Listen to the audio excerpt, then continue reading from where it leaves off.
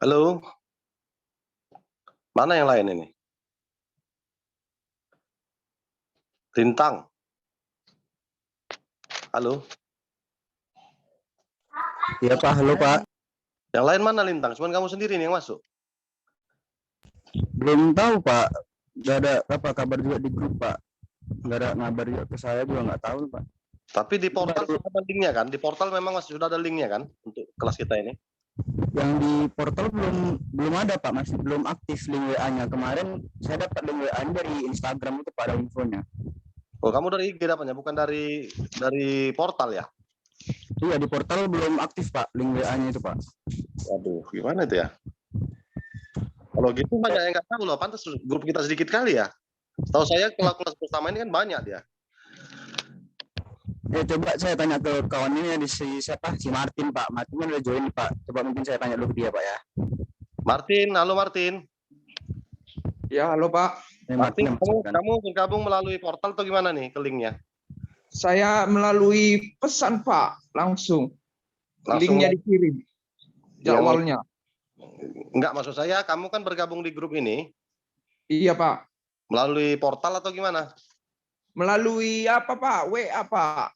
Apanya, gabung grupnya, ada linknya dikasih Pak. Oh, yang WA BPAA ya? Iya Pak. Oke, asumsinya berarti teman-teman yang lain pun di WA ya? Iya Pak. Oke. Oke lah, kita tunggulah sebentar teman-teman yang lain ya. Iya Pak. Ya Pak, baik Coba, Pak. coba saya WA ya Pak, saya undang ke grupnya ini Pak. Ya, coba ya teman-temannya ya, yang kelas kita ini ya, yang Iya Jumat Pak. Sabtu. Oke, makasih ya. Iya Pak.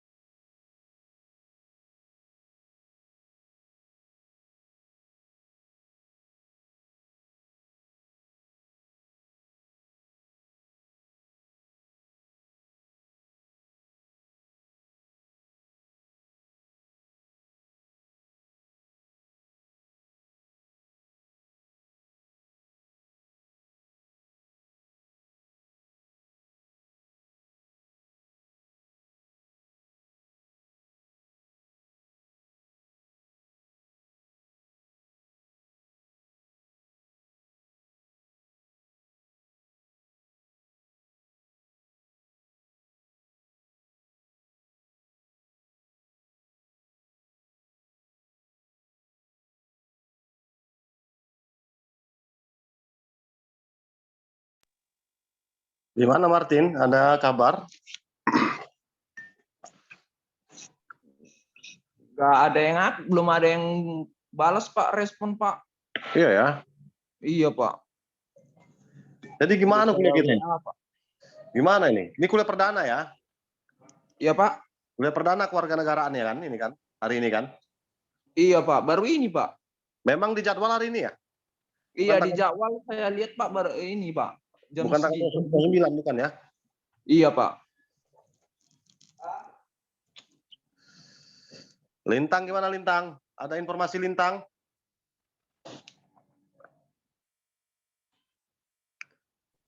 Ya Pak, belum ada yang balas juga Pak. Gimana kita mulai aja lah Pak ya? Nanti malam kali pula. Ya kalau sekiranya bisa memang Pak, ya kita mulai aja lah Pak. Daripada nggak terlaksanakan kan Pak. Sambil yang lain ikut apa ya? Iya Pak. Oke, saya minta untuk pertemuan kita ini, karena ini sifatnya adalah kuliah yang dipadatkan, coba di live kan dulu semua kameranya, on cam kan dulu. Baik, bentar Pak.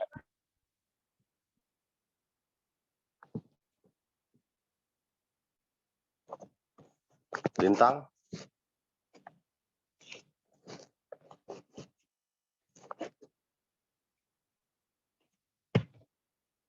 Kan Jumat Sabtu program studi apa? Hukum ya? Martin program studi apa Martin? Jumat Sabtu Pak. Apa jaringan komputer baru dari bentar ya Pak.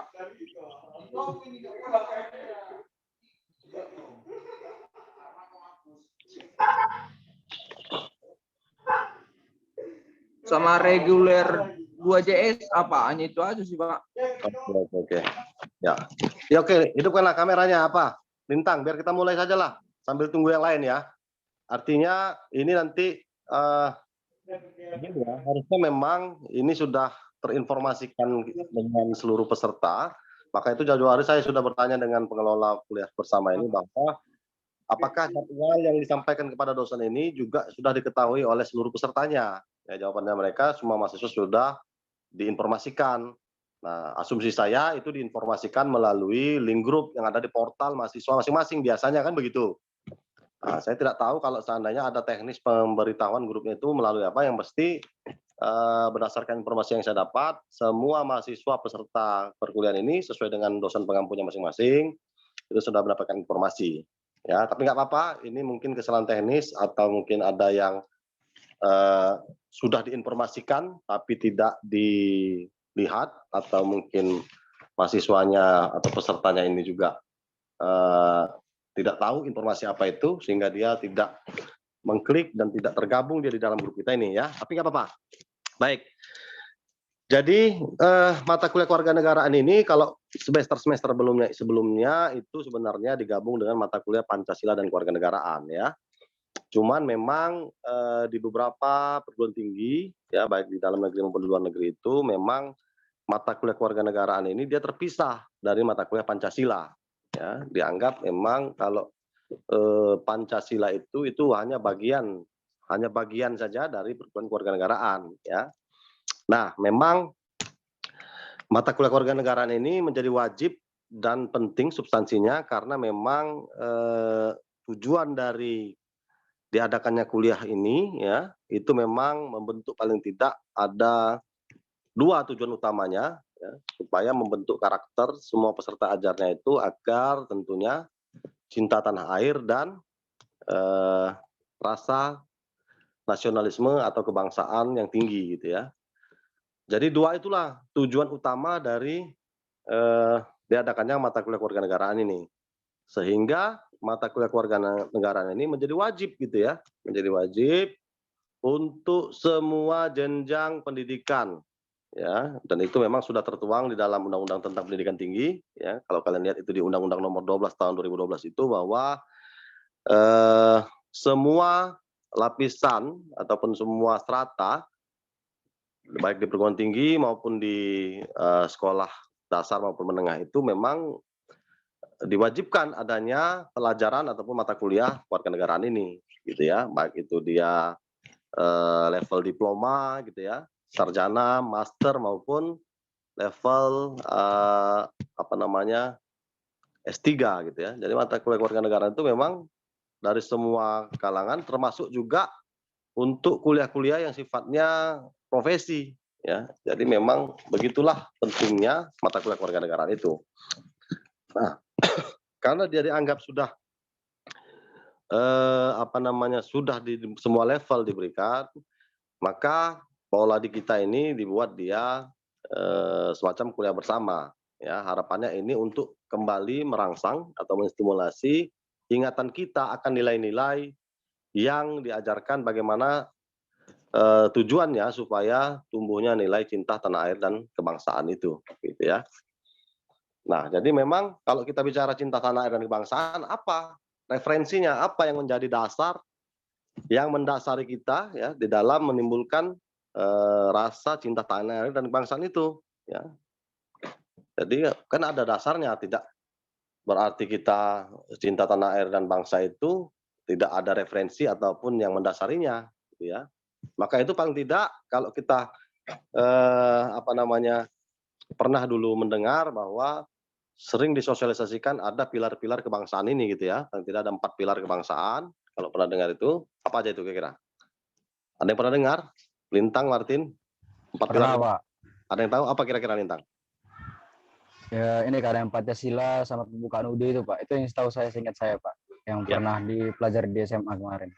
Ya, jadi paling tidak 4 pilar itulah yang sebenarnya menjadi referensi kita atau dasar kita untuk menimbulkan rasa cinta tanah air dan bangsa itu. Yang pertama tadi sebagaimana disebutkan oleh Lintang adalah Pancasila, gitu ya. Nah, jadi Pancasila ini yang mana pada semester ini juga dipisah mata kuliahnya, Pancasila dan Kewarganegaraan itu menjadi hanya salah satu pilar saja di dalam kita untuk menimbulkan rasa kita cinta tanah air dan bangsa itu, ya. Jadi selain Pancasila ada lagi namanya NKRI, gitu ya. Jadi komitmen kita bahwa kita itu memang hidup dalam satu bingkai negara kesatuan Republik Indonesia, ya.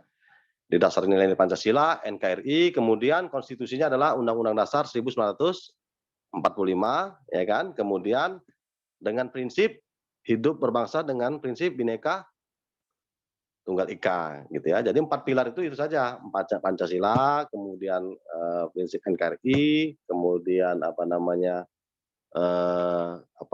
Undang-Undang Dasar 1945 sebagai apa kita, sebagai konstitusi kita, dan apa namanya prinsip hidup Bhinneka Tunggal Ika di dalam berbangsa, ya, berbeda-beda tetap satu, dua. Nah, 4 pilar ini, ya kan, inilah yang menjadi dasar kita sesuai dengan tujuan kita mempelajari kewarganegaraan ini, yaitu untuk menimbulkan rasa cinta tanah air dan bangsa dengan prinsip 4 pilar, di mana ada aspek-aspek yang harus kita apa namanya jadikan rujukan, gitu ya. Jadi aspek-aspek itu, aspek-aspek kita di dalam menimbulkan rasa cinta tanah air dan bangsa itu tentu kalau kita apa namanya di dalam kehidupan, di dalam kampus, tentu dari sisi aspek-aspek akademik, gitu ya, aspek-aspek akademik, ya kan. Apa saja aspek akademik itu misalnya, kalau pernah dengar kalian, kalau untuk sebuah perguruan tinggi lah misalnya. Hah?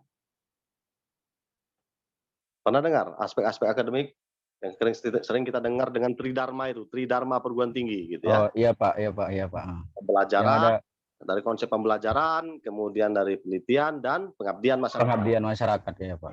Pengabdian. Jadi aspek akademik itu di dalam kita mengejawantahkan nilai-nilai kewarganegaraan itu, ya, 3 itu, ya. Jadi dari sisi tridharma itu adalah dari sisi pembelajaran, penelitian dan pengabdian. Artinya apa? Ada setiap aspek aktivitas dalam akademik itu bisa memberikan gambaran nilai-nilai yang seperti yang kita sebutkan di awal tadi, ya, nilai-nilai Pancasila, NKRI, kemudian apa namanya Bhinneka Tunggal Ika, kemudian Undang-Undang Dasar 1945 sebagai mendasari kita bagaimana beraktivitas sebagai kita yang sudah mempelajari kewarganegaraan, ya. Nah, kemudian selain aspek akademik tadi ada juga yang namanya aspek kurikuler gitu ya. Kemudian selain aspek kurikuler ada juga yang namanya aspek sosial kemasyarakatan. Kemudian di dalam mempelajari mata kuliah kewarganegaraan ini juga ya, silakan bergabung, yang baru bergabung silakan saja ya sambil kita berjalan perkuliahannya. Paling tidak ada 3 hal ya secara materi yang harus kita kuasai gitu ya di dalam mempelajari mata kuliah kewarganegaraan ini. Secara materi maka kita tidak hanya mengasah yang namanya pengetahuan kita, ya, pengetahuan kita tentang bagaimana menjadi seorang warga negara yang sesuai dengan nilai-nilai yang seperti kita sebutkan di awal tadi. Ya, kemudian secara materi bagaimana sebenarnya kita dalam menerapkan rasa cinta tanah air itu gitu ya. Nah, pertama tentu secara materi itu kita mengasah yang namanya knowledge kita, ya, pengetahuan kita. Ya, jadi pengetahuan kita tentang bagaimana yang menimbulkan apa namanya cinta rasa tanah air dan bangsa itu. Ya, contoh begini, misalnya ketika kita misalnya di dalam apa namanya berinteraksi misalnya dengan masyarakat luar misalnya gitu ya, tentu kita paling tidak wujud bahwa kita itu memang adalah seorang warga negara yang cinta akan rasa tanah air dan bangsa, tentu paling tidak kita tahu gitu kan, memiliki pengetahuan tentang negara kita. Jangan pula nanti kita ditanya, kamu orang mana? Orang Indonesia. Ada berapa provinsi di Indonesia itu? Kita tidak tahu. Artinya kita lemah dari sisi knowledge kita gitu ya. Nah, ini membuktikan bahwa kita itu sebenarnya apa namanya rendah rasa cinta tanah air kita gitu. Kemudian misal ditanya hal yang lebih sepele, misalnya ada adiknya baru belajar dengan siapa si Lintang misalnya, Bang, saya mau tanya nih, ada pertanyaan nih dari guru. Siapa nama Menteri Dalam Negeri kita periode misalnya 1999 sampai tahun 2005 misalnya. Nah, kita nggak tahu gitu. Artinya ini memang wawasan kita tentang kenegaraan kita ini atau knowledge kita ini lemah gitu ya. Itu aspek knowledge ya dari sisi materi. Kemudian dari sisi sikap gitu ya, dari sisi sikap tadi kan pengetahuan gitu ya. Pengetahuan kita tentang kondisi bangsa dan negara kita itu paling tidak menggambarkan secara materi sejauh mana kita sudah menerapkan apa namanya rasa cinta tanah air dan bangsa kita itu gitu ya. Dari sisi pengetahuan. Kemudian dari sisi sikap gitu ya. Bagaimana kita bersikap misalnya terkait dengan isu-isu yang sifatnya itu menggugah rasa apa namanya persatuan dan kesatuan kita misalnya gitu. Misalnya ada apa namanya hal-hal yang sifatnya itu bertentangan dengan apa yang sudah ditetapkan oleh konstitusi kita atau undang-undang dasar kita. Ya, tetap referensinya 4 pilar itu ya. Bagaimana sikap kita misalnya terhadap apa namanya masyarakat misalnya, masyarakat siapa saja, baik itu ya masyarakat yang tergolong dalam pemerintahan atau dalam kelompok ataupun individu gitu ya. Yang kalian rasa itu misalnya hal itu bertentangan dengan Pancasila misalnya gitu ya. Nah, nilai-nilai Pancasila. Nah, itu menjadi tolak ukur ya bagaimana sikap kita terhadap hal-hal yang bertentangan dengan 4 pilar tadi, itu menjadi aspek materi yang digambarkan dari sikap kita terhadap situasi atau kondisi atau pengamatan kita terhadap sesuatu yang dilakukan oleh masyarakat ataupun oleh masyarakat individu ataupun masyarakat yang tergolong dalam kelompok ya, baik kelompok pemerintahan ataupun kelompok yang sifatnya umum. Ketika dia misalnya bersikap atau berbuat yang tidak sesuai dengan nilai-nilai Pancasila misalnya. Sebagaimana sikap kita, kan begitu.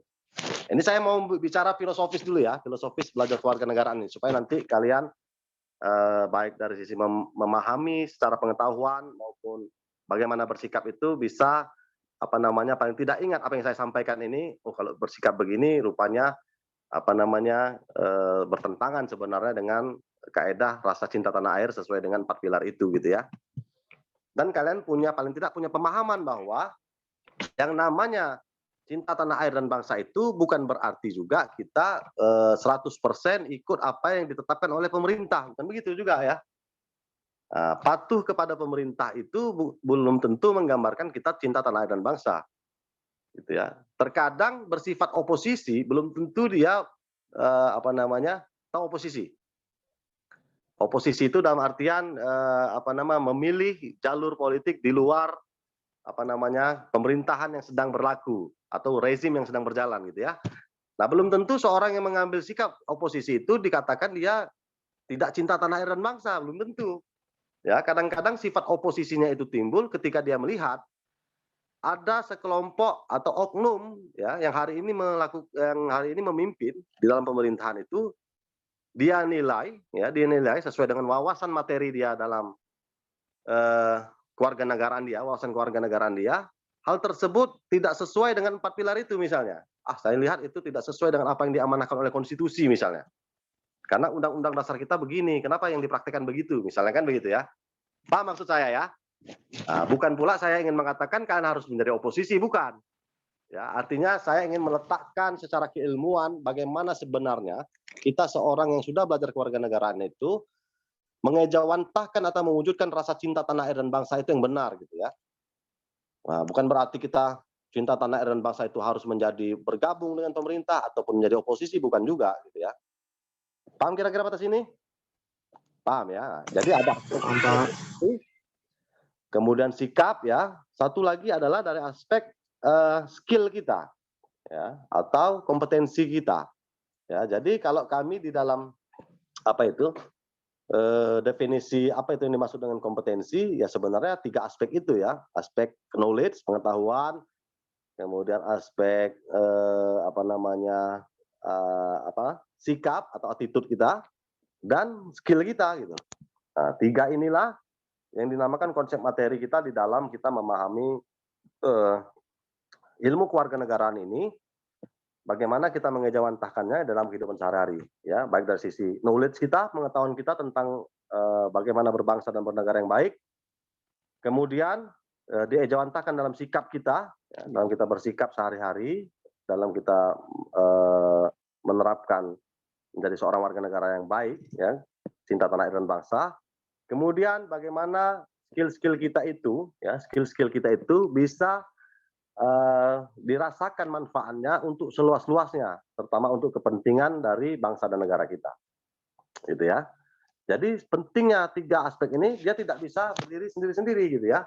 Percuma saja seandainya dia memiliki wawasan atau knowledge tentang kewarganegaraan ini, hafalah dia semua preambul undang-undang dasar sampai semua hafal dia Pancasila dan P4-nya hafal gitu ya, tapi dia tidak bisa diejawantahkannya dalam sikap, itu juga percuma juga gitu ya. Nah, atau dia cuma bersikap baik saja, kemudian punya wawasan yang baik, tapi dia tidak punya skill di dalam bagaimana pengetahuan dan sikapnya itu bisa bermanfaat untuk kemaslahatan bangsa dan negara, ya juga agak kurang gitu ya, kurang keberadaan kita sebagai warga negara itu juga kurang dirasakan manfaatnya ketika pengetahuan dan sikap kita itu tidak bisa menjadi sebuah keahlian, memang bisa memberikan kontribusi bagi bangsa dan negara ini. Ya, kira-kira seperti itu kalau kita bicara konsep materinya. Nah, sebenarnya kalau kita belajar kewarganegaraan ini ya, itu memang tidak bisa dia satu kali pertemuan begitu selesai gitu ya.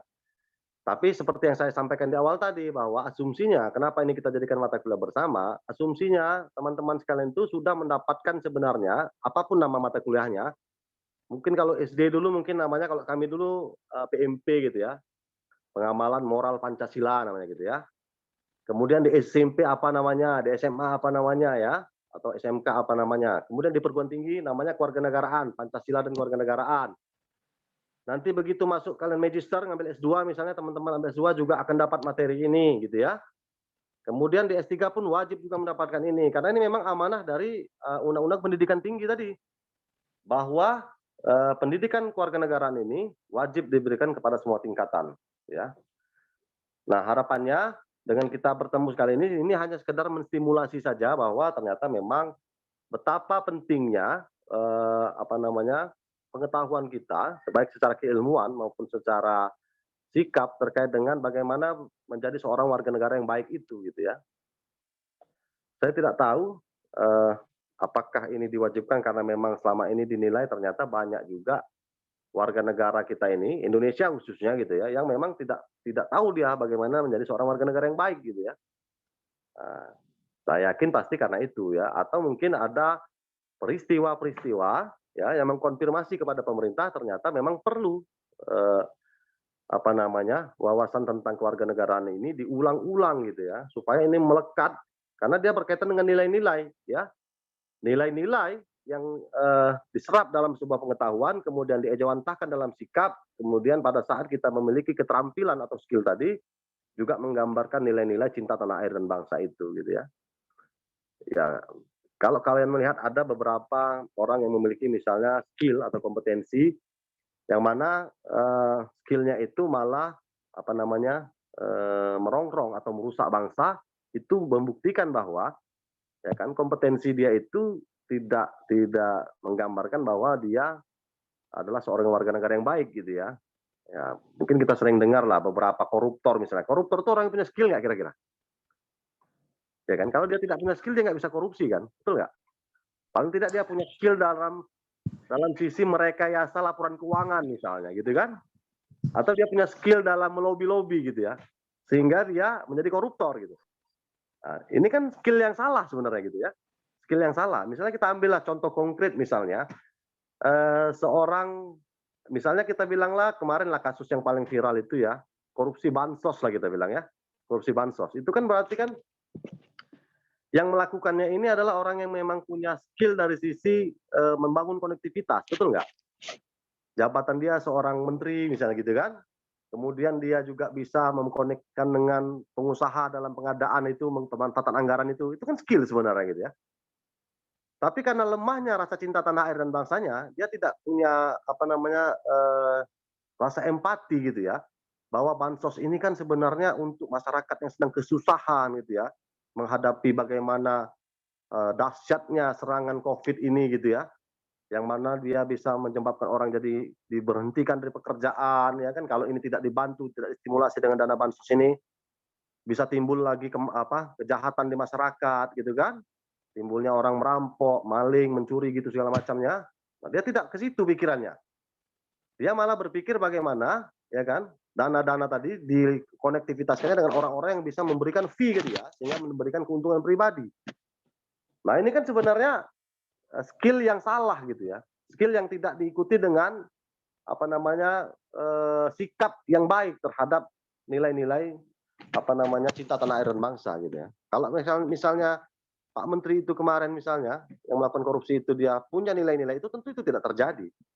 Ya, justru dia akan mencari dengan dana sekian triliun harusnya untuk sekian ribu masyarakat, dengan kompetensi, dengan kemampuan dia, skill dia mengkonektivitaskan itu, mungkin bisa untuk lebih banyak orang lagi ya, dengan kemampuan dia melakukan lobby-lobby itu atau kemampuan negosiasinya. Nah, ini yang maksud saya tadi bahwa konsep materi dalam kita mengejawantahkan 4 pilar itu, yang mana itu nanti menggambarkan rasa cinta tanah air dan bangsa itu tidak bisa hanya dari sisi knowledge saja sendiri ataupun sikap saja ya kan, ataupun skill saja, dia memang harus satu kesatuan gitu ya. Jadi ada aspek materinya itu knowledge atau pengetahuan tadi, kemudian dari sisi sikap kita, bagaimana kita bersikap di dalam menerapkan nilai-nilai sesuai dengan di dalam 4 pilar kebangsaan tadi, kemudian bagaimana skill kita juga bisa memberikan gambaran akan knowledge dan sikap kita tersebut gitu ya. Saya pikir itu untuk tahap awal. Ada yang mau didiskusikan sebelum kita ke materi selanjutnya? Ini betul-betul nggak ada lagi yang ikut ya? Hanya 3 kayaknya. 4 ya? 5 ya? 5 Pak, 5. Ya. 5. Gimana Andi? Ada yang mau didiskusikan Andi? Sebelum kita lanjutkan? Sejauh ini belum ada Pak. Belum ya? Fazalika dan Agustina ini mana ini? Belum nampak ini apanya? Belum dihidupkan kameranya. Ya Pak. Ya. Oh, Fazalika laki-laki ya? Saya pikir perempuan tadi. Laki-laki Pak. Laki ya. Agustina ini laki-laki juga ini, Agus. Halo Agus. Agustina.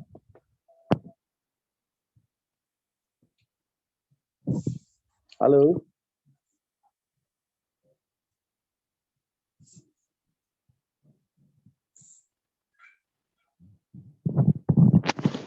Oke ya, kita lanjut ya.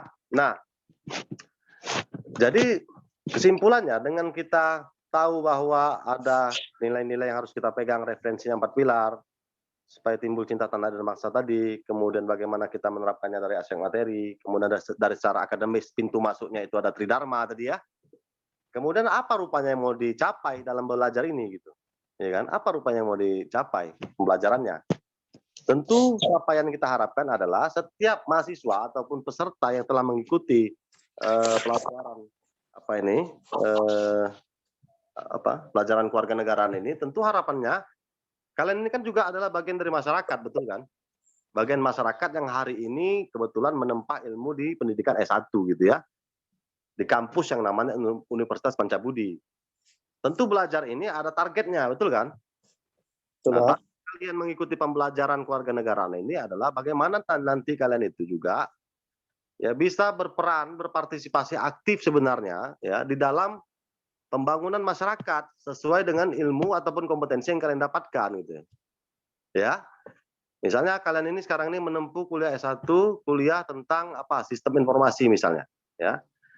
Bagaimana ilmu-ilmu yang kalian dapatkan ini nanti dengan kalian sudah belajar kewarganegaraan ini, ya, itu bisa menjadi alat ataupun menjadi suatu kompetensi yang menemani kalian di dalam melakukan berpartisipasi dalam melakukan pembangunan negara kita tentunya gitu ya. Nah, itu sebenarnya tujuan dari pembelajaran kita ini. Ya, capaian dari pembelajaran mata kuliah kewarganegaraan ini bagaimana setiap peserta ajarnya ini, kalian-kalian ini yang belajar ini gitu ya, itu bisa berpartisipasi aktif di dalam melakukan pembangunan, mengisi ruang-ruang pembangunan di dalam negara kita, gitu ya. Baik kalian masuk dari aspek sebagai seorang pekerja kah, atau seorang pengusaha kah, misalnya gitu ya, atau seorang akademisi kah, paling tidak keilmuan kalian itu ya bisa mengisi ruang-ruang pembangunan bagi bangsa kita, gitu ya. Kan sudah tahu masalah klaster-klaster di kampus, sudah tahu kalian? Klaster 1 mau jadi apa, klaster 2 sudah tahu itu? Belum, Pak. Belum ya? Itu yang langsung ke kejuruannya Pak ya, yang lebih fokus kepada kejuruannya itu atau bukan Pak ya? Kalau itu kan konsentrasi gitu ya. Kalau iya. Klaster. Tapi ini lebih kepada bakat genetik gitu ya. Bakat genetik. Misalnya kalian prodi apa ini? D3 teknik komputer. D3. Teknik komputer. Nanti kan ada konsentrasi. Teknik komputer di bidang apa? Telkom kah gitu kan? Telkom kah, robotik kah kan gitu. Nah, jadi nanti kalau kalian misalnya memilih konsentrasi robotik misalnya. Tapi robotik dari sisi genetiknya kalian ini hobinya di mana? Apakah menjadi seorang peneliti di bidang robotik? Apakah menjadi seorang yang memiliki jiwa profesionalisme di dalam bidang robot-robot itu, gitu ya? Apakah menjadi seorang yang bisa menjadikan kemampuan robotik itu menjadi nilai usaha gitu? Seorang pengusaha di bidang robotik gitu. Nah, itu belum dibagi tuh ya klasternya itu. Klaster 1 itu, klaster 3. Nanti ini kan ya, konsekuensi klasterisasi ini setahu saya nanti, kalau misalnya di klaster 1, maka nanti tugas akhirnya itu wajib adalah sebuah penelitian yang berbentuk skripsi, karya ilmiahnya. Ya, dan disarankan nanti kalian itu memang mengambil S1 lagi, S2, kalau bisa S3. Karena memang klaster 1 itu dikhususkan untuk teman-teman yang memiliki bakat di bidang keilmuan dan penelitian gitu. Ya, jadi kalau mana tahu ada yang punya bakat mengajar gitu ya, atau bakat menjadi seorang dosen atau peneliti gitu, itu di klaster 1 lah itu milihnya. Atau dia memang menjadi seorang profesional di bidang robot itu misalnya, atau di bidang telkom tadi, dia mengambil klaster 2. Ya, konsekuensinya nanti dia tidak perlu membuat sebuah karya ilmiah yang namanya skripsi, tapi dia cukup magang saja, mengasah profesionalismenya, kemudian nanti laporan magangnya itulah yang disusun berdasarkan kaidah-kaidah ilmiah yang disusun oleh tim BPAA, itulah menjadi tugas akhirnya nanti. Gitu dia. Begitu juga klaster 3 gitu ya. Kalau klaster 3 ini kalau di SOS itu, di ilmu-ilmu sosial itu biasanya diperuntukkan bagi mereka yang ingin menjadi pekerja gitu. Pekerja profesional di bidangnya. Itu klaster 3. Ya, jadi nanti dia cukup laporan magang saja. Kalau klaster 2 tadi mungkin laporan magang disertai dengan adanya alat gitu ya, sesuai dengan alat yang inovatif ya, misalnya konsentrasinya robot tadi gitu ya. Jadi nanti dia mengeluarkan alat. Atau Kalau dia cuman klaster 3 nanti dia cuman laporan magang. Nah, itu lagi kira. Nah, jadi capaian pembelajaran kita ini ya tentu bagaimana mahasiswa ini nanti, peserta ajar ini nanti, dia bisa memberikan ruang-ruang pembangunan, berkontribusi dia pada pembangunan negara ini sesuai dengan latar belakang keilmuannya. Ya, itulah Maaf capaian. Pak, izin bertanya Pak. Ya, silakan. Untuk pembagi klaster itu pada semester berapa ya Pak? Bisa. Harusnya memang semester 1. Semester 1 itu sebelum kalian memulai kuliah, kalian sudah sebenarnya di klaster, tapi setelah kalian mendapat NPM gitu ya. Sudah mendapat NPM, kemudian kalian dilakukan tes psikotes. Dari situlah nanti kalian bisa dibagi klasternya. Misalnya Andi ini cocoknya sebenarnya di klaster 1 karena dia punya bakat menjadi seorang peneliti di bidang teknik komputer ini. Oh, Lintang ini cocok klaster 3 karena dia ini punya jiwa profesional kalau bekerja nanti dia di bidang yang sifatnya sesuai dengan prodi Tekkom ini gitu. Oh, Martin ini cocok klaster 2 gitu ya. Karena dia ini cocoknya nanti menjadi seorang profesional dia di bidang apa namanya ini, bidang telekomunikasi ini gitu. Nah, gitulah kira-kira klasterisasi itu ya. Tapi itu memang gawean dari teman-teman di akademik gitu ya.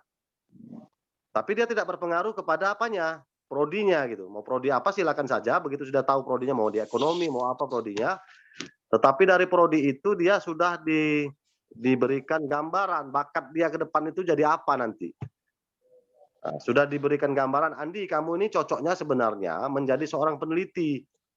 Jadi mau tidak mau nanti Andi ini dari D3 ambil S1 lagi, ambil S2, ambil S3 karena kamu ini cocoknya menjadi seorang ilmuwan gitu. Itu klaster 1 gitu ya. Jadi seorang ilmuwan. Nah, setahu saya memang ini kemarin sudah disosialisasikan melalui media-media sosial gitu. Ada videonya, video klaster 1 itu apa? Pernah nengok belum? Belum Pak. Udah Pak, kemarin Ada kan?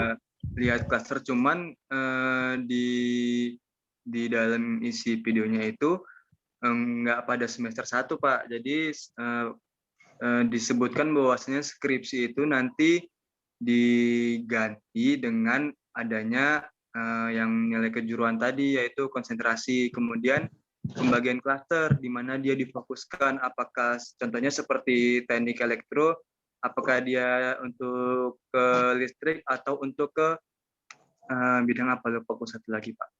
Ya itu Gitu sih, konsentrasi namanya, itu konsentrasi. Prodinya Tekkom, tapi nanti ada konsentrasinya. Konsentrasi ada berapa kalian? Sesuai dengan kompetensinya. Luaran kompetensi luaran lulusan itu kan ada tuh. Ya? Itu bukan pengklasteran ya, itu namanya pemfokusan, konsentrasi namanya. Jadi ada beberapa konsentrasi Tekkom itu, misalnya konsentrasi di apa, kalau saya telekomunikasi atau konsentrasi di desain gitu ya. Konsentrasi apa saya kurang tahu, sesuai dengan kompetensi lulusannya. Itu memang biasanya kalau di D3 itu di semester 3 atau semester 4 itu konsentrasinya itu ya. Tapi kalau klasterisasi itu idealnya memang dari semester 1. Ya, jadi Lintang ini dia sudah tahu nanti dia ini bakal apa gitu. Apakah tugas akhirnya nanti bentuk skripsi, apakah bentuk dia membuat alat gitu ya, sudah tahu dia dengan klasterisasi tadi. Logikanya kan begitu.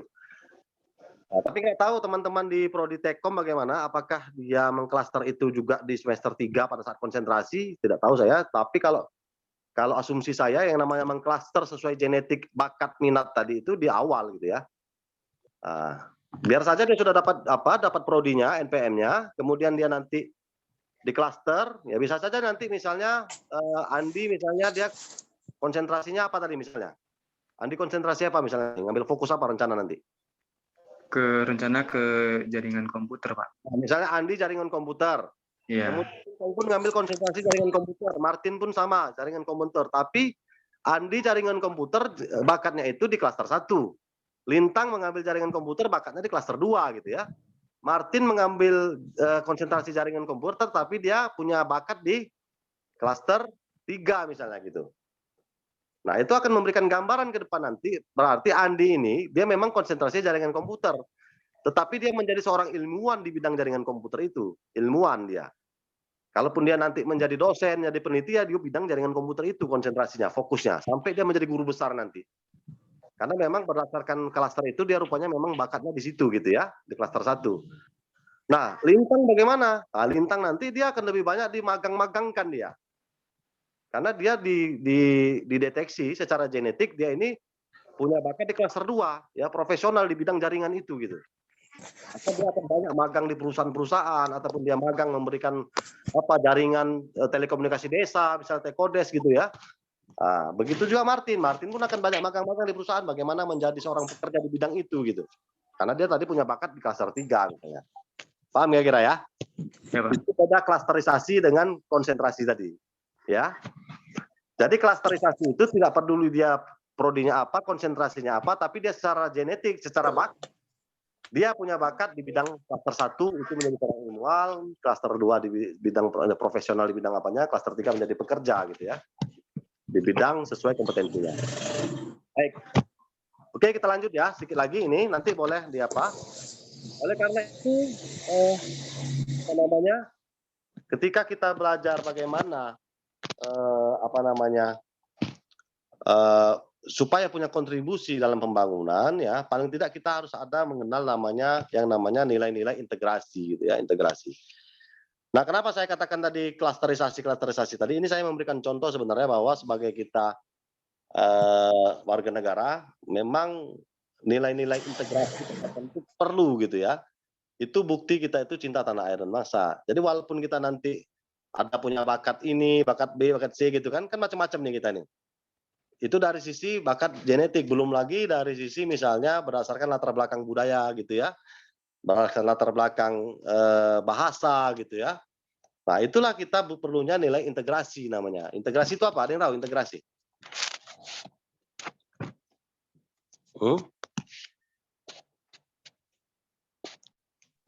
Apa itu integrasi?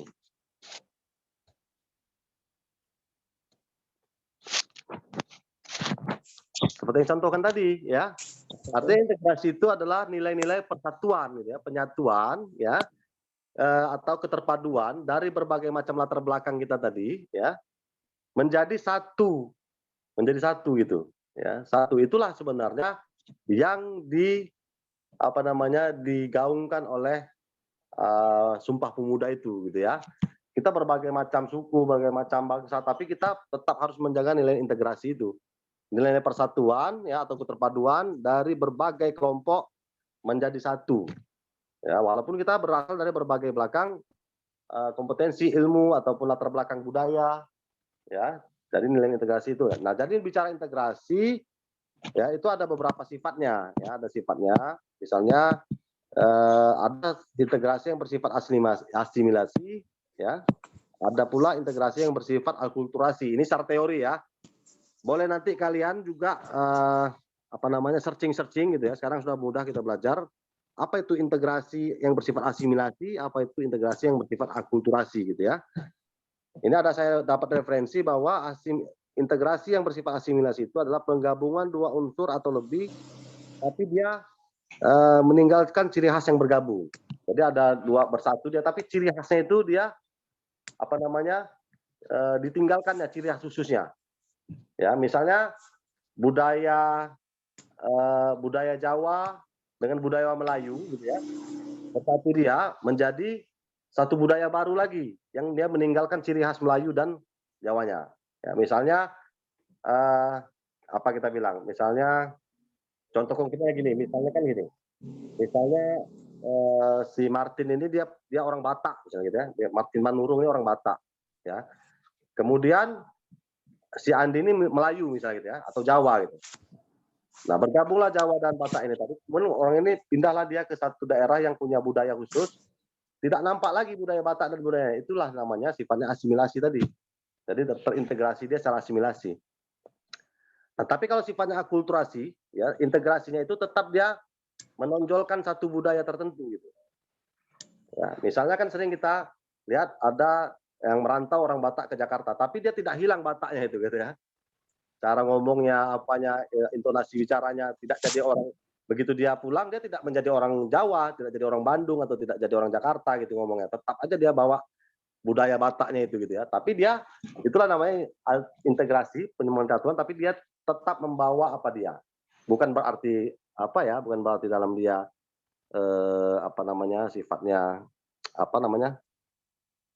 apa istilahnya kalau kita tidak bisa meninggalkan budaya itu, artinya mengutamakan budaya kita itu kan, nah itu justru itu adalah ancaman kalau kita misalnya membawa apa kita itu ya, itu ancaman terhadap disintegrasi itu, ya apa namanya itu primordialisme gitu ya. Oh saya tidak bisa, saya orang Sumatera, saya harus kita pakai, nah, itu nggak bisa juga. Ya, dia harus tetap bisa bersatu, membaur, tapi dia tidak meninggalkan apa dia. Bukan berarti dia primordial terlalu dia menganggap budaya dia lebih superior, ya. Kalau itu menjadi tantangan, kalau dalam ilmu kenegaraan itu kewarganegaraan sifat-sifat itu jadi ancaman perpecahan gitu ya. Sering kita gitu ya. Misalnya ada kelompok tertentu, pemuda Batak bersatu gitu ya. Nah, itu kan ancaman nanti terhadap dengan ini pemuda Melayu. Saya Batak lebih hebat, saya Melayu lebih maju gitu. Saya lah punya tanah ini. Nah, inilah ancaman terhadap perpecahan tadi, bukan malah berintegrasi, malah terjadi disintegrasi gitu ya, atau perpecahan. Paham kira-kira ya? Nah, jenis-jenis integrasi ini ya ada beberapa macam jenis integrasi gitu ya. Misalnya integrasi kebangsaan ya secara politis gitu ya. Nah, itulah contohnya misalnya dulu kan ada Yong Java, Yong Batak, Yong apa gitu ya. Nah, setelah adanya Sumpah Pemuda itu maka menjadi bangsa yang satu yaitu bangsa Indonesia gitu ya. Itulah integrasi ya, itu integrasi. Kemudian dari sisi wilayah juga ada, dari sisi wilayah misalnya vertikal dan horizontal gitu ya. Bagaimana hubungan pusat dengan daerah gitu ya, itu secara vertikal. Secara horizontal bagaimana antara Kabupaten Simalungun dengan Kabupaten Batubara misalnya hubungannya gitu ya. Nah, itu secara horizontal, integrasi secara horizontal hubungannya itu. Kalau kita bicara jenis integrasi secara politis dari sisi wilayah. Ya, kemudian dari sisi nilai-nilai pun begitu. Ya, nilai-nilai masyarakat Aceh tentu akan berbeda dengan nilai-nilai masyarakat di Sumatera Utara. Masyarakat Sumatera Utara mungkin akan berbeda dengan masyarakat Kalimantan gitu ya. Masyarakat Kalimantan akan berbeda dengan masyarakat Jawa Barat. Jadi dia kalau secara integrasi jenisnya secara nilai-nilai bisa dilihat dari dari sisi latar belakang budayanya. Tapi kalau dari sisi kebangsaan tadi, dari sisi wilayah tadi bisa dari vertikal, pusat, daerah, ataupun antara daerah dengan daerah di satu provinsi misalnya. Itu secara horizontal gitu ya. Ini silakan yang teori-teori begini boleh teman-teman cari ya. Kenapa ini penting? Karena bagaimana mungkin kita bisa mengejawantakan rasa cinta tanah air dan bangsa ya yang digambarkan oleh 4 pilar itu kalau kita tidak mengenal yang namanya integrasi. Ya, integrasi itu adalah menjadi syarat mutlak untuk kita menjadi warga negara yang baik. Ya, kalau kita sudah tidak memahami nilai-nilai integrasi, maka yang terjadi adalah kita itu sifatnya akan cenderung merasa superior gitu ya. Merasa kita adalah golongan yang paling hebat, kita adalah golongan yang paling sempurna gitu ya. Padahal kita ini adalah satu bangsa ya. Tidak boleh ada perasaan-perasaan atau rasa-rasa yang sifatnya itu tadi membawa ancaman perpecahan gitu ya. Walaupun teman-teman mungkin sering melihat itu gitu ya. Mungkin sering melihat ada kelompok pemuda itulah yang organisasi-organisasi tadi ya, organisasi-organisasi massa tadi nanti ini saya tergabung dalam organisasi pemuda Pancasila merasa lebih hebat dari orang yang AMPI, AMPI merasa lebih hebat dari itu kadang-kadang mereka tidak menggambarkan persatuan malah gitu ya. Tetapi harusnya keberadaan itu untuk memperkuat persatuan. Bahwa pemuda Pancasila yang punya nilai-nilai organisasi Pancasila bisa bersatu dengan pemuda karya, ikatan pemuda karya gitu ya, yang punya juga nilai-nilai organisasinya. Justru mereka berintegrasi. Di mana kelebihan masing-masing masing-masing organisasi kepemudaan ini misalnya bisa memberikan kontribusi bagi pembangunan. Bukan malah bertemu jadi begado terus gitu ya, itu malah menimbulkan perpecahan. Ya. Seperti itu kira-kira pengejawantahan dari jenis-jenis integrasi secara politis tadi. Kemudian ini ada lagi integrasi nilai sudah tadi saya singgung gitu ya. Nah, integrasi tingkah laku, mungkin ini bisa dijadikan yang saya contohkan tadi ya. Integrasi tingkah laku, bagaimana kita bersikap ketika kita masuk organisasi yang begini gitu ya. Bagaimana ketika di organisasi keagamaan gitu ya. Tidak boleh kita merasa misalnya kita itu lebih superior dari yang lain gitu. Ya, karena kita ini bangsa Indonesia ini ya, dia tidak akan menjadi sebuah bangsa Indonesia kalau tidak ada kelengkapan dari budaya-budaya itu gitu loh.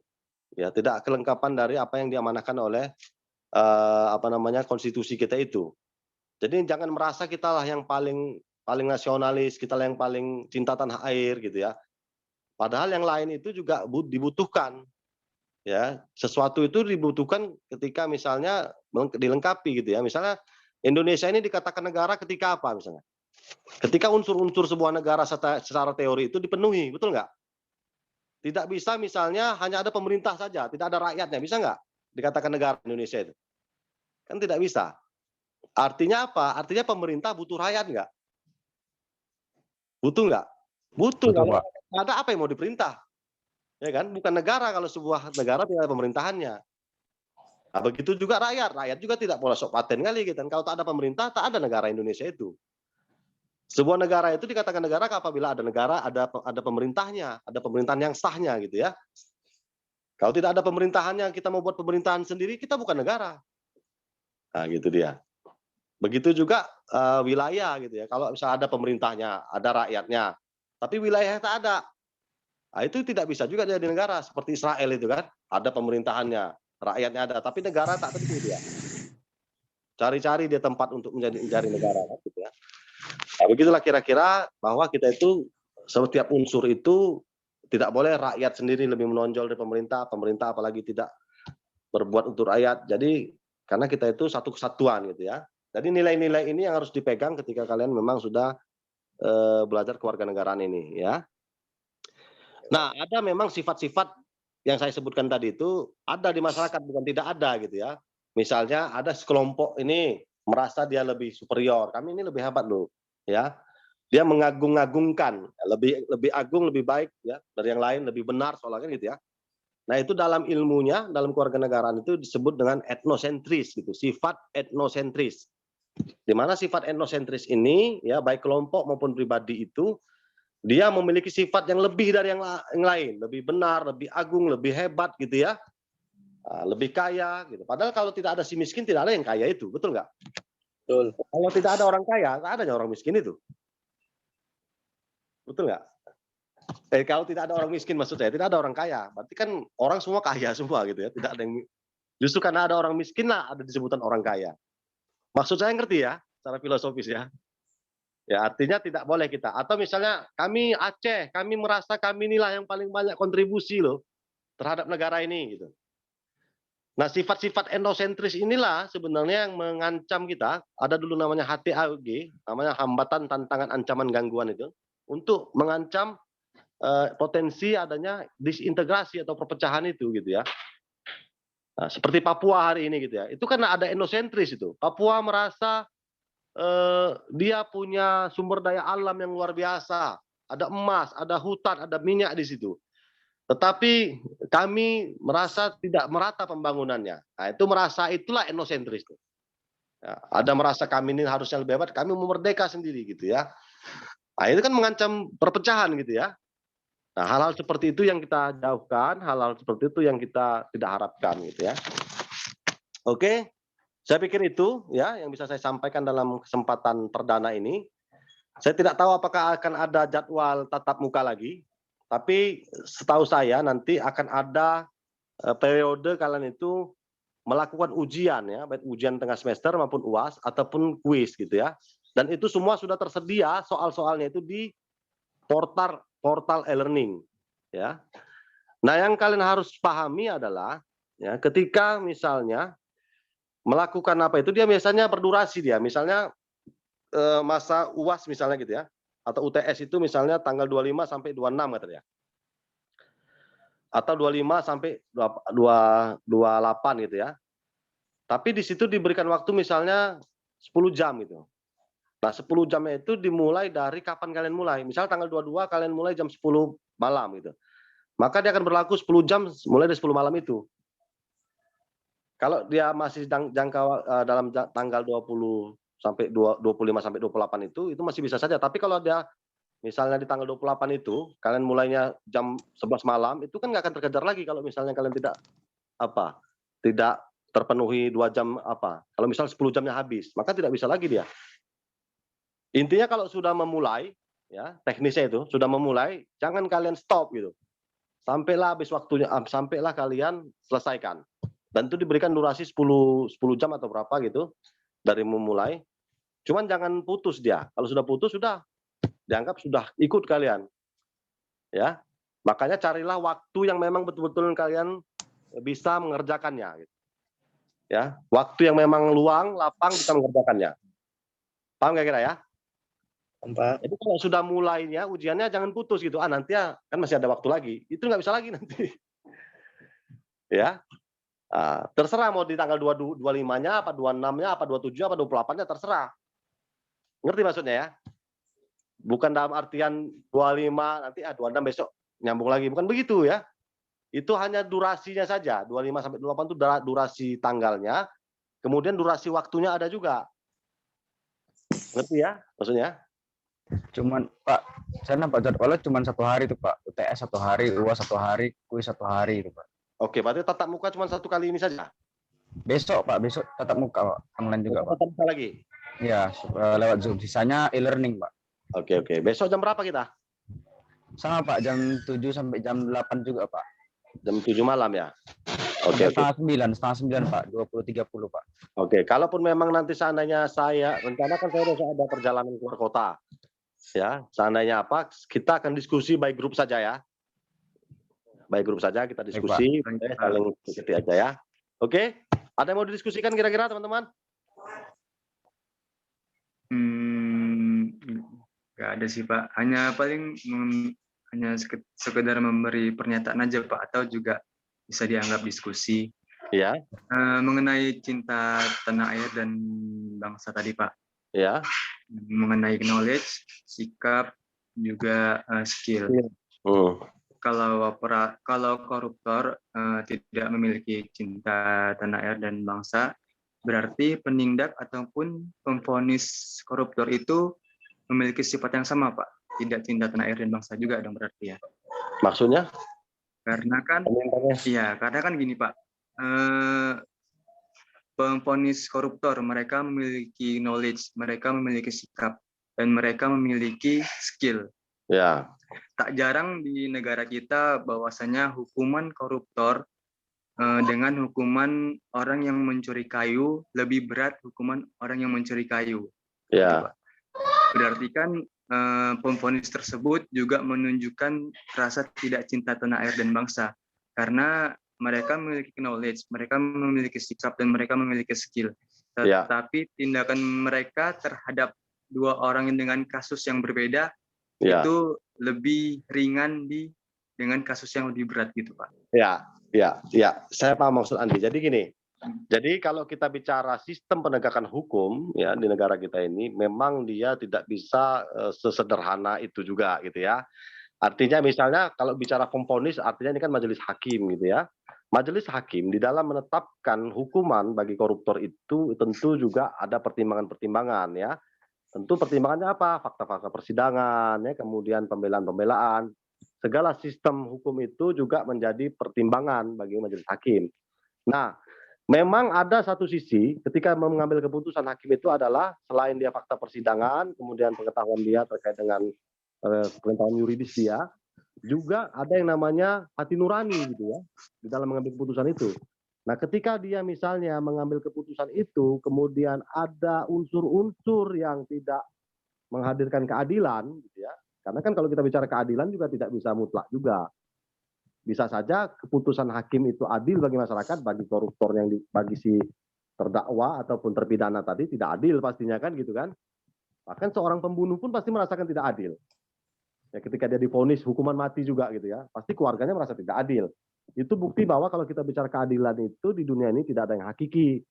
Karena keadilan itu hanya milik Tuhan. Ya. Nah, tapi kalau misalnya ada hakim atau pemvonis tadi misalnya memvonis seorang koruptor, ya kan, kemudian tidak sesuai fakta persidangan, kemudian ternyata di belakang hari terbukti bahwa si hakim ini juga ada kepentingan yang memang dilakukan oleh mafia-mafia peradilan misalnya gitu ya, misalkan pernah kita melihat gitu ya, hakim yang ditangkap karena apa, itu statement Andi pas, berarti dia pun juga tidak cinta tanah air dan bangsa.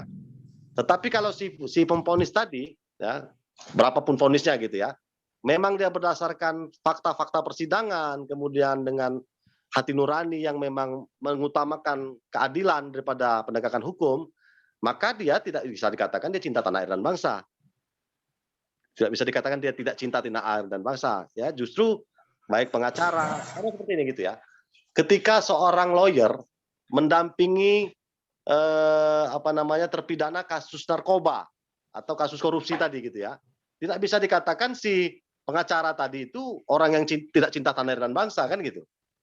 Justru dia hadir di situ untuk menegakkan hukum secara acara gitu ya, secara formil. Jangan sampai negara memberlakukan hukum kepada si terpidana tadi atau terdakwa lah statusnya gitu, tidak sesuai dengan hukum acara yang berlaku atau secara formil gitu. Paham maksudnya? Jadi tidak bisa diidentikan si lawyer tadi, penasihat hukum tadi atau pengacara tadi dengan karakter dari si pelaku tadi. Nah, misalnya koruptor tadi gitu ya. Koruptor tadi jelas dia punya skill yang dimanfaatkannya tidak dengan landasan cinta tanah air dan bangsa. Ya, buktinya skillnya digunakan untuk maling uang rakyat gitu kan. Nah, kemudian konstitusi kita sesuai dengan amanah dari Undang-Undang Dasar kita dan Undang-Undang kita bahwa setiap yang namanya terpidana suatu kasus korupsi itu harus didampingi seorang pengacara. Maka hadirnya pengacara di situ memang perintah negara, kan gitu. Kembali lagi memang dia mengikuti apa yang diperintahkan oleh negara, rasa cinta tanah air tadi gitu kan. Kemudian dia pada saat melakukan pembelaan itu, ini kita bicara ideal ya, bicara ideal bukan bicara faktual gitu ya. Walaupun saya paham secara faktual jarang ya pengacara tidak identik gitu ya. Yang namanya pengacara pasti dia akan membela mati-matian apa dia, klien dia gitu ya. Nah, walaupun tidak bisa diidentikan. Paham maksud saya Andi ya? Paham ya? Nah, begitu juga jaksa, penuntut umum, begitu juga hakim ya. Memang di hakim itu nanti kuncinya sebagai yang nanti mengetok palu. Ya, apakah hukuman ataupun vonis yang diberikan itu menggambarkan dia cinta tanah air dan bangsa atau tidak gitu ya. Tapi itu bisa kita baca nih itu sebenarnya gitu ya. Contohlah misal sekarang yang lagi kita bilanglah misalnya sekarang lagi viral ini kan kasusnya Habib Rizik lah kita bilang gitu ya. Kita akan melihat nanti putusan hakim ini. Kan kita bisa baca fakta-fakta persidangan. Kita bisa lihat bagaimana replik, duplik, pledoynya gimana kita sudah nilai gitu ya kan. Bagaimana keterangan-keterangan ahli. Nah, kita lihat nanti apakah si hakim tadi yang memvonis tadi itu menggunakan kompetensi dia tadi, skill dia tadi berdasarkan rasa cinta tanah air dan bangsa atau berdasarkan keinginan penguasa kan gitu. Kita bisa nilai. Walaupun memang nanti kita tidak boleh membantah itu gitu ya. Kita tentu bisa menilai lah secara pribadi. Karena keputusan hakim itu mutlak gitu ya. Keputusan hakim itu mutlak karena berdasarkan fakta-fakta persidangan. Itu keterangan saya Andi. Mungkin ada yang lain berpendapat mungkin. Ya, jadi statement Andi tadi bisa ya bisa tidak ya. Iya, saya sepakat dia tidak juga cinta tanah air ketika dia melakukan putusan itu, memvonis itu tidak berdasarkan fakta persidangan, tidak berdasarkan kompetensi yuridis dia, tidak berdasarkan hati nurani dia, tapi pesanan. Berarti dia juga adalah orang yang tidak cinta tanah air.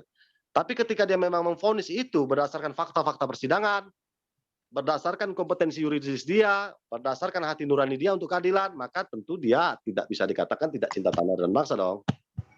Ya kan? Apapun putusannya. Hal yang berbeda ya, apapun putusannya. Berarti kembali kepada orangnya masing-masing, Pak ya? Iya, betul.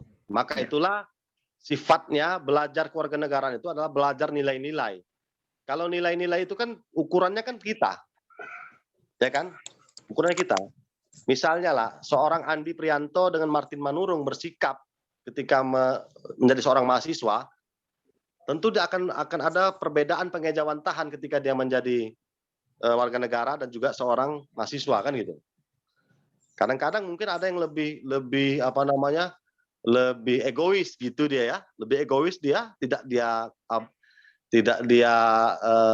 acukan, tidak dia perhatikan misalnya nilai-nilai yang harusnya dia ejawantahkan, misalnya berbeda agama misalnya gitu ya.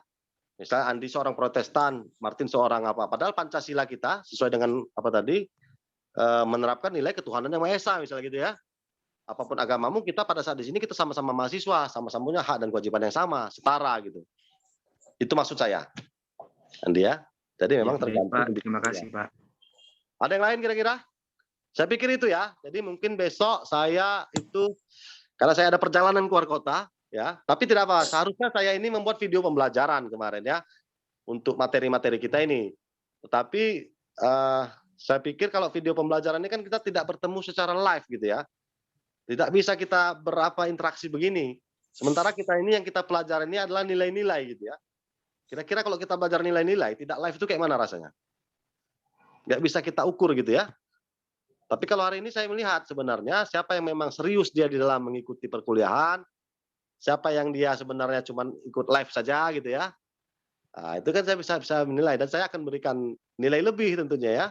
Yang hari ini ikut hadir dengan yang dia tidak hadir ataupun yang dia hadir tapi dia cuma gelap-gelap saja gitu ya. Oke, saya pikir demikian.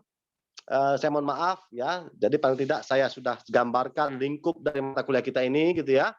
Tujuannya apa, capaiannya apa, kemudian ciri-cirinya apa, referensinya apa gitu ya.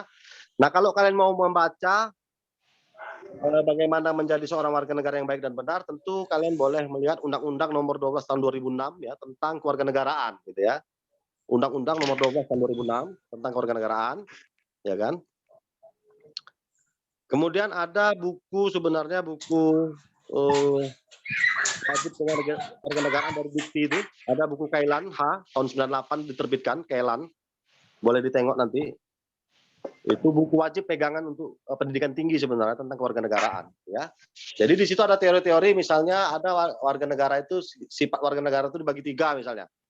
Ada warga negara yang sifatnya apatis, ada yang sifatnya merusak gitu ya, ada yang sifatnya generator, pembangun gitu ya.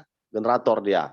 Nah, itu ada teori-teori itu. Silakan carilah teorinya, tapi harapan saya pertemuan kita malam ini bisa memberikan wacana, gambaran kepada kalian bahwa kita itu adalah sebagai salah seorang bagian negara ini, kita punya kewajiban untuk mengisi ruang-ruang pembangunan negara ini, gitu ya. Dan kita juga wajib menjaga persatuan, nilai-nilai integrasi itu dengan menjauhi hal-hal yang sifatnya apa tadi, etnografis, mau menang sendiri gitu ya, paling hebat sendiri, paling pintar sendiri, supaya tetap terjaga yang namanya integrasi tadi. Oke teman-teman, saya pikir demikian yang bisa saya sampaikan. Harapannya nanti kalian jangan tidak pelajari teori-teorinya, karena bisa saja soal-soal yang kami berikan itu tidak hanya yang bersifat umum seperti ini, tapi juga ada beberapa yang sifatnya teoritis, sehingga kalau kalian membaca nanti begitu menjawab itu tidak terlalu memakan waktu yang lama, gitu ya. Saya pikir demikian. Terima kasih sekali lagi. Saya minta mohon waktunya sebentar. Saya mau screenshot sebentar, walaupun ini sudah direcord. Oke ya. 1, 2, 3. Oke, sekali lagi. Karena saya ini pakai handphone nih. Ini Martin kok hilang nih? Nah ini dah. 1, 2. Bentar ya. Bentar ya. Oke, terima kasih. Selamat malam. Assalamualaikum warahmatullahi wabarakatuh. Waalaikumsalam. Waalaikumsalam warahmatullahi wabarakatuh. Terima kasih, Pak. Terima kasih, Pak.